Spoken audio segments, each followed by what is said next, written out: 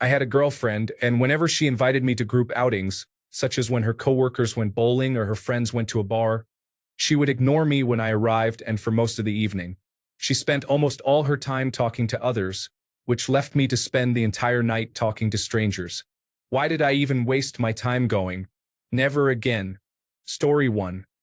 Letting my partner manipulate me into feeling guilty about my interests and hobbies is not acceptable. I had an ex who made me feel bad about being nerdy. Now, I embrace my identity as a nerd and love every part of it. Story 2. Underhanded manipulative behavior designed to test you. I used to tolerate it when I was younger, but it eventually became too exhausting. I reached a breaking point in my late 20s when a now ex-girlfriend sent her friend to try to seduce me to see if I would cheat. When I turned her down repeatedly, she was very insistent. The two of them congratulated me for it, as if I were a lab monkey completing an experiment and being given a banana. I broke up on the spot and we had a big argument. She had the nerve to be offended when I tried to explain that her method of ensuring she could trust me also guaranteed that I could never trust her. Story 3. Driving to them every time. Dating someone who never took me on dates or wanted to go on them. Story 4. My boss was assigning me more than 7 shifts in a row frequently.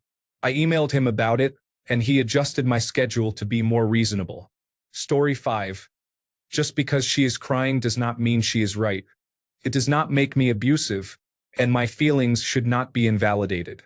Hold them accountable and learn to move on. Story 6. I will never tolerate covert narcissism again. I was lonely, but now I would rather be alone than be emotionally abused by someone who claims to care while only being in it for themselves.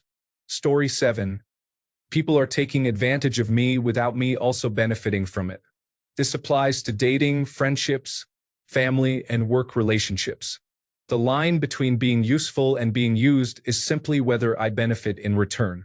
This approach is definitely making my circle smaller, but I find it very effective in getting rid of those who want to use me instead of giving back. Initially, I behave as though the benefit will be reciprocated. However, if that does not happen from the start, I withdraw significantly. Story 8. Being mistreated at work by superiors and by friends who may be emotionally damaged affects me deeply because of my tendency to adopt a savior complex, leading me to tolerate poor treatment in my desire to be a supportive friend. However, I realize that is not acceptable. Story 9. Fake breakups, blaming me for things her ex did, saving arguments as ammunition to try and win future arguments, withholding intimacy, and ignoring me for days if she didn't get her way. My ex was terrible. Her entire approach to relationships was to appear as broken as possible so you would feel bad about wanting anything. Story 10. I will never accept being treated poorly by a boss. My last supervisor had me on call for 2 years straight. Even while on vacation, I was expected to respond to emergencies. I will never accept losing my financial independence to a partner. My ex-wife and I had a joint account with over $100,000 for a house, and as soon as we divorced, all that money disappeared. I didn't contest the divorce and, at the time, didn't want to fight over finances. I will never accept a partner looking down on my hobbies. My ex-wife disliked that I enjoyed role-playing games and miniature games. I will never accept a partner who believes that the income one earned from my job is more important than my mental health. My ex-wife manipulated me into staying at a job I loathed. I will never accept a partner who thinks I should handle all of the housework. My ex-wife expected me to manage all household chores, even after long, exhausting days at work. Story 11. Constant negativity. I will not allow anyone to create an environment of negativity in my home. If you choose not to be happy, then please find another place to be. Story 12. If you're going to push your side of things without acknowledging my existence and thoughts, I won't want to engage with you. I might be wrong, and I often am, but I do change my mind if presented with new information. At least let me be heard, and please apologize if I share that my feelings were hurt. This may sound intense, but I was once told, "You are not a person." Story 13. Poor communication often arises from a lack of personal honesty, particularly about minor issues. Here's a common example. She asks, "Do you want ice cream?" I respond, "No, I'm good."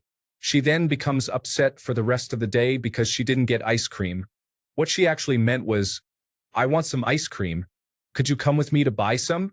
I could have replied, "I don't really want any right now, but I'll come with you. I need to buy some other things anyway." Communication improves significantly when you express exactly what you feel. Story 14.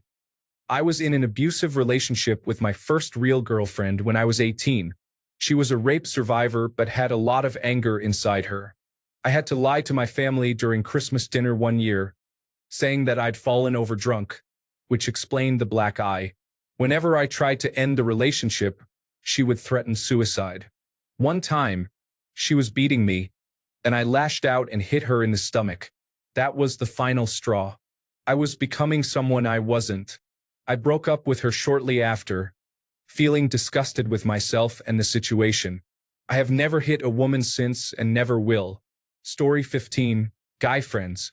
This was all in college, and there were some female seniors and classmates who always wanted to hang out with me. I limited all female interaction because one of them expressed indirectly that she didn't like it. The guys she was friends with clearly wanted to pursue her, and I'm pretty sure she knew it too but acted oblivious. There was one particular guy who would poison her mind against me, eventually damaging our relationship. He would ask her out on trips to the beach, just the two of them in his car. I expressed that I didn't feel comfortable knowing his history and intentions. He would tell her that I was controlling her and portray me as a terrible person. If someone had done the same to her, I would have cut them out of my life immediately. The fact that she continued to listen to him made me sad, and I could see how much damage he caused. She eventually broke up with me over the phone, telling me that she would marry someone else and would send me a wedding invitation. The worst part is that since all of this happened in college and she was in my class, I would see her hanging out with her friend every single day, laughing and smiling in front of me, trying to rub salt in my wounds. Listen, men, if she does things that make you uncomfortable repeatedly, even after you've discussed it with her, she probably cares about and respects that more than you. It's better to stay away from women like this. Story 16. No more mind reading. You tell me what you want and I will try to give it to you. If you want me to anticipate your needs, I need data points to work from, and those require words. Story 17. I was in my late 20s and had been with many women, either on casual dates or in more serious relationships, before I realized that I was an equal part of a relationship. I felt that every woman I dated made it seem like I was blessed to be with them and that I had to work hard to keep them happy. For almost my entire interest in women, this was how it felt, and I assumed that it was completely normal. Then I met someone who liked me as much as I liked them, maybe even more. That experience changed my life. While that relationship didn't work out, it opened my eyes to what a loving relationship truly is, and from that moment on, things got significantly better for me. Eventually, I met my wife and we have been together for almost 25 years. I feel like we are doing great. Story 18. My family always told me that I have an angry face, but I think I have a normal face. Finally, I told them that I wouldn't come if they continued, and they stopped. Story 19. Little white lies, harmless, right? Everyone does it, right? Now, if she has no problem telling lies when she doesn't have to and when it's not a big deal to others, she will eventually lie to you about something important. Story 20. Women using their tears to influence my decisions or actions. Women employing sex as a tactic to achieve their desires. Deception, infidelity, manipulation, and gaslighting are prevalent behaviors. Story 21. I will no longer tolerate someone who is consistently late or constantly interrupts. A few minutes here or there is understandable because life happens, but being over an hour late every time is unacceptable. She once got upset because my brother and I told her that his birthday party started an hour earlier than it did, and she arrived on time. My brother also remarked that I would have to go to prison if I ever wanted to finish a sentence. Both of these behaviors show a complete lack of respect for others, and I am done with it. Story 22. One-sided expectations. Why am I the only one who has to keep it together all the time? I take the time to listen, I drive to her when I'm emotionally needed, and I manage her anxiety. Yet, when I'm diagnosed with burnout and my life falls apart because of it, is that the signal to break up and never call again? I'm good at helping people, but I realized it took too long to understand that most people who always need help won't be there when I need it. Story 23. She talks to her friends for relationship advice when they are single and feeling miserable. If there's an issue, come to me first and express your feelings. My first love ended primarily due to her friends' influence. Over the years, other women did the same thing, which drove me crazy. I started distancing myself from them until they eventually broke up with me. Since then, several have come back asking for closure. I told them it was their friends and family influencing their actions in our relationship. You only confided in me after receiving misguided advice instead of coming to me directly to discuss your feelings. I'm not in a relationship with them. I'm in a relationship with you.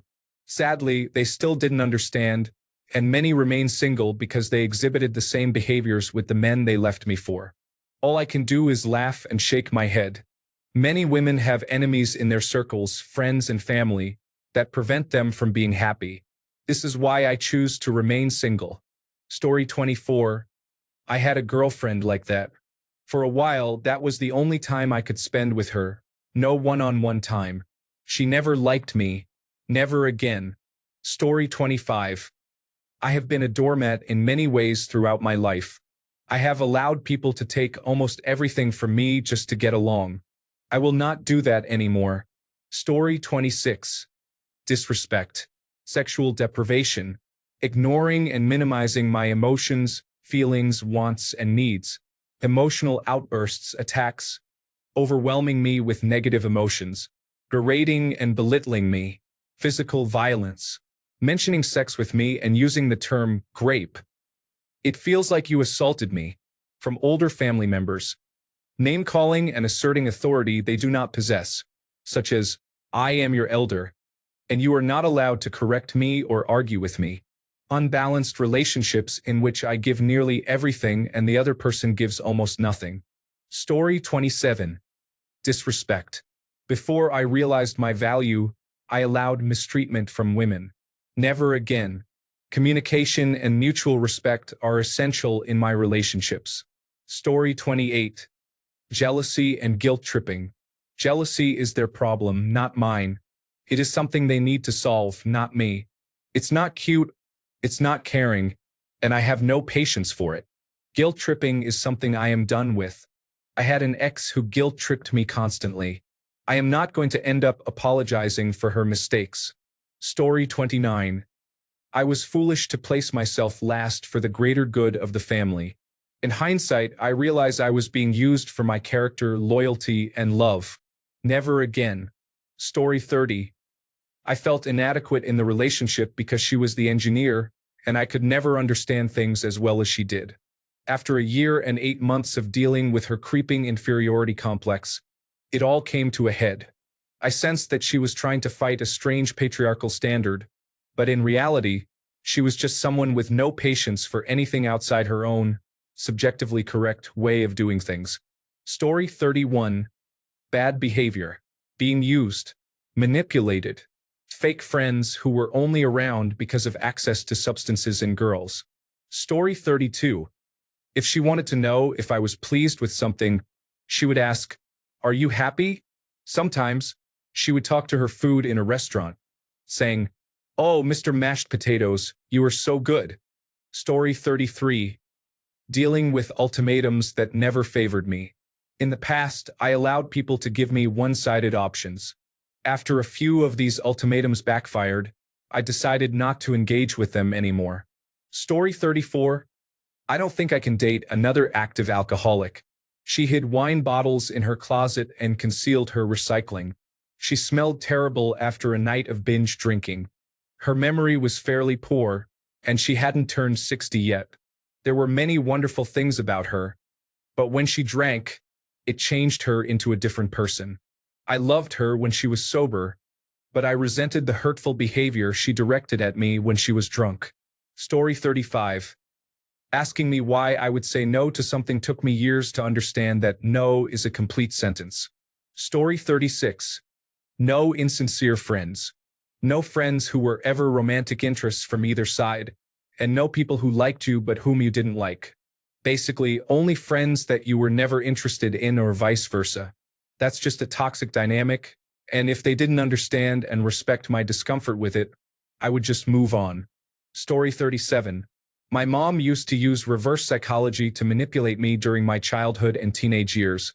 When my girlfriend, who is now my wife, pointed out my mom's manipulation, I decided to put a stop to it.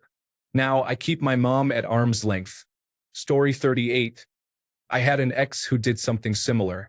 We were in a serious, long-term relationship and lived together. However, if we were ever at a party or bar and an attractive guy was present, she would act like she barely knew me. The funny part is that I was way out of her league. She was at best a 4 or 5, while I considered myself good-looking. Story 39. Being left undelivered by people you care about, especially when you would never do it to them, is frustrating. I hope someone reminds me the next time I double text anyone. Story 40. I married someone like that. I hope my comment doesn't offend the 23-year-old moderator who is monitoring me closely. Story 41. I could not stop them. I will never date someone who plays video games or drinks again.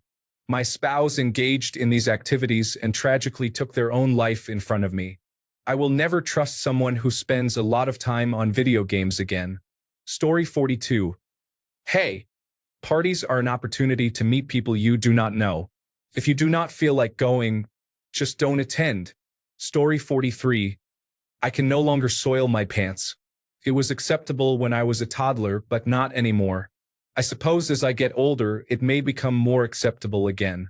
Thanks a bunch for sticking around till the end of the video. Remember to subscribe, and until next time, stay awesome and goodbye.